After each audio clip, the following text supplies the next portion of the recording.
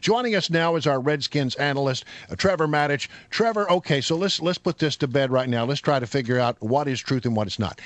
Most people believe it will be Colt McCoy, but you got to admit they've left the door open just a crack for a return by RG3. Well, it wouldn't be the Redskins if we didn't have a little intrigue and drama at quarterback, right? You're right. I think that's mostly just so that the Cowboys aren't quite sure who to prepare for.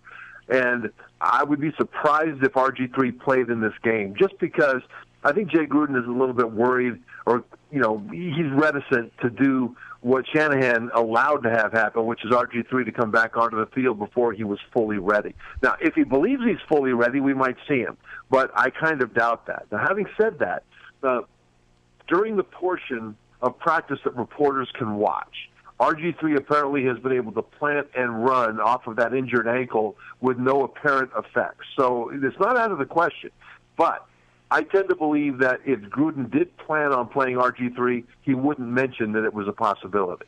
So is it possible RG3 will be in pads tonight and just sort of hanging out on the sidelines? Or will that be the indication that he's available if needed?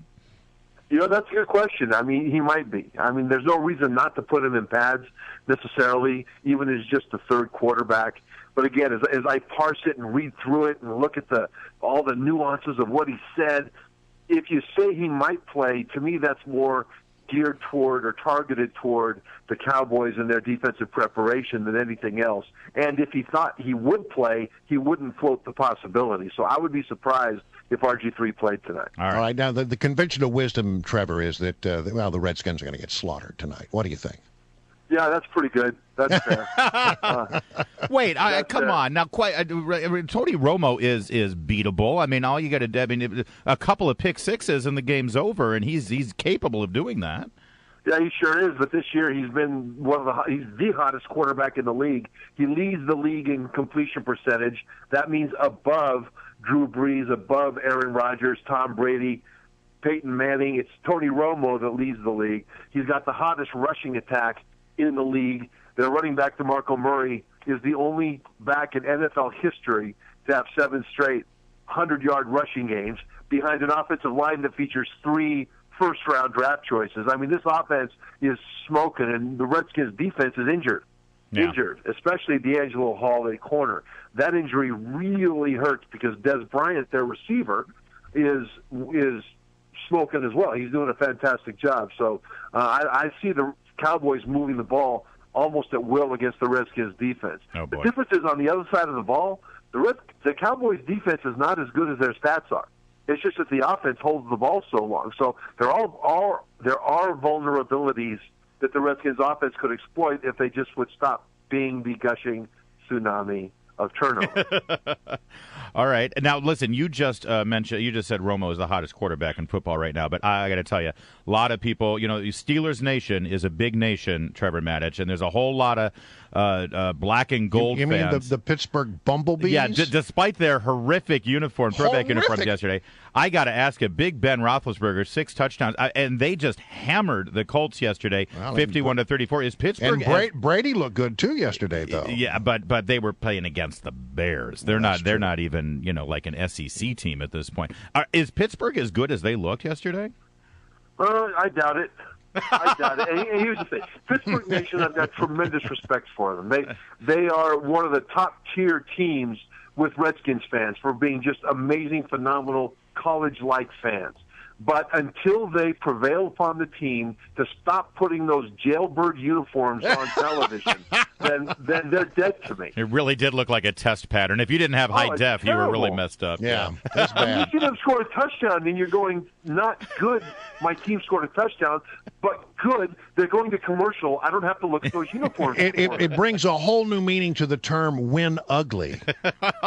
Nicely done. I think that's what I do. The thing is, the Redskins are moving the ball well, though. You talk about how the Steelers pile up yards and pile up points. The Redskins pile up yards. They just don't pile up points. They just can't put it in the end zone. Yeah. The problem is that they don't run the ball well.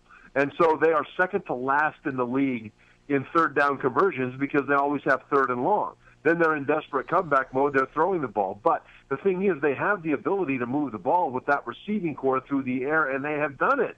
But the problem also is that they're one of the worst teams in the league in turnover margin. So this is a team that can't shoot straight. Well, check that. It does shoot straight down into their right foot. We had Bruce Allen on the show on Friday as our special guest, and I asked him this question. I want to ask you the same question. Last time the Redskins went to the Super Bowl was 1992. And look, I think we can all agree it's not going to happen this year. But are we on a path to greater glory? Can this team be returned to glory? Are we making the right moves? Well, I have no idea. I just have no idea. This draft, I think, is an indication they picked the right positions, pass rusher, offensive line with their first picks. I'm not sure they picked the right guys. We're going to find out about pass rusher tonight more as Trent Murphy, the second-round pick from Stanford, starts for the injured Arakpo. But, I've got to hope that they are. And I will tell you that I love Jay Gruden.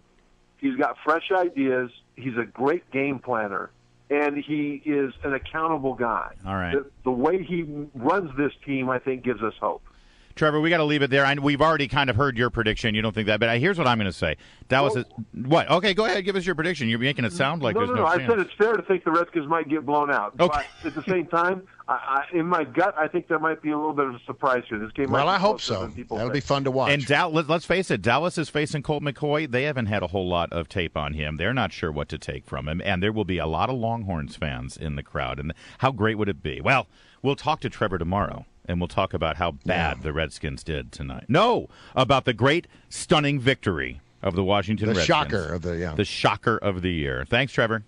All right. It's not going to happen, is it? You didn't seem enthusiastic about that idea.